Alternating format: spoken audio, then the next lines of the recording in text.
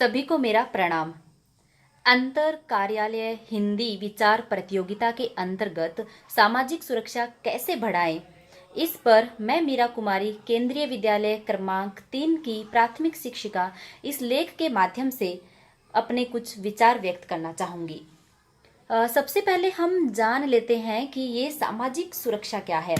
तो सामाजिक सुरक्षा वह सुरक्षा है जो विभिन्न संगठनों, विभिन्न उपायों और विभिन्न तरीकों और विभिन्न आयामों के माध्यम से समाज और सरकार दोनों हमारी सुरक्षा की जिम्मेदारी लेता है और हमें बेफिक्र होकर समाज में जीने की कला सिखाता है। लेकिन आधुनिक युग में हम देखते हैं कि हमारा समाज कुछ गलत गतिविधियों की वजह से शापित और असुरक्षित हो गया है। लेकिन मैं मानती हूँ कि इन सब के पीछे हमारा ही हाथ है। हम खुद ही जिम्मेदार हैं हमारे समाज में असुरक्षा फैलाने के लिए। हमारे समाज में कुछ ऐसे असामाजिक तत्व भरे पड़े हैं जो हमारे समाज में लोगों को परेशान करने में और हमारे समाज में अराजकता फैलाने में अग्रसर रहते हैं।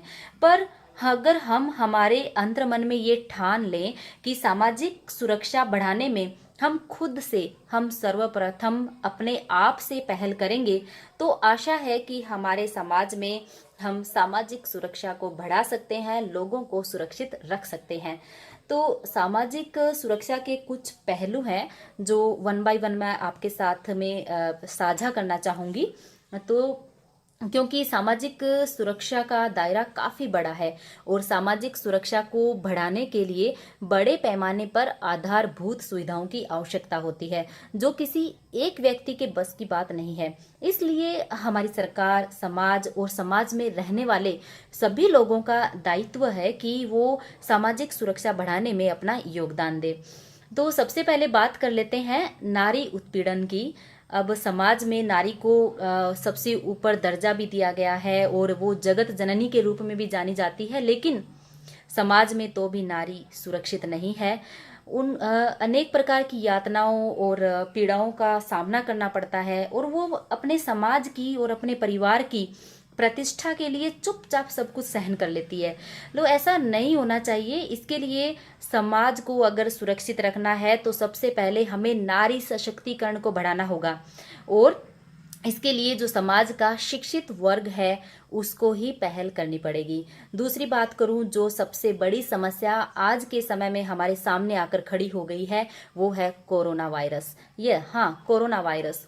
तो इसको निपटना बिल्कुल मुश्किल हो रहा है, लेकिन नामुमकिन नहीं है। लेकिन इसके लिए हमें एकजुट होकर काम करना होगा, एकजुट होकर कोरोना से लड़ना होगा।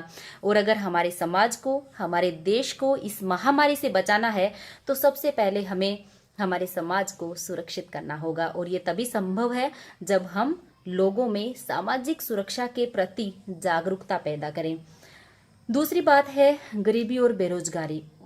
तो जब भारत जैसे विकासशील देश में हमारे जो श्रमिक भाई हैं उनका स्तर काफी निम्न है, तो उनमें जागरूकता जगानी पड़ेगी। सरकार समय समय पर बहुत सारी योजनाएं लाती है, लेकिन उनको पता ही नहीं होता कि वो योजनाओं का लाभ कैसे लें।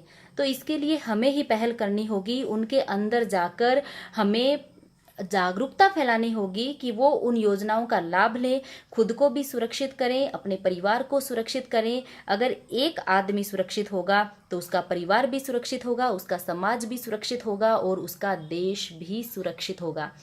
तो शिक्षित वर्ग को सामाजिक सुरक्षा बढ़ाने वाली योजनाओं के बारे में निम्न वर्गीय जो लोग रहते हैं समाज में उनको बताना है, तभी हम सामाजिक सुरक्षा को बढ़ा सकते हैं। एक और जो प्राकृतिक आपदाएं होती हैं, तो प्रकृति के प्रकोप से कोई नहीं बच पाता। लोगों को समय समय पर प्राकृतिक आपदाओं का सामना करना पड़ता है और एक इंसान इन सब से जब पीड़ित होता है तो वो खुद को समाज में असुरक्षित महसूस करता है। कभी कभी तूफान वगैरह आते हैं तो वो लगता है उनको कि हमारा तो सब कुछ बर्बाद हो गया, लेकिन ऐसा नहीं है।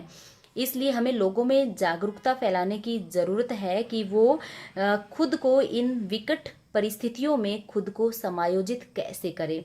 तो इनके अलावा ऐसे बहुत सारे पहलू हैं जिनकी वजह से हमारे समाज में, हमारे देश में असुरक्षा का माहौल बन जाता है।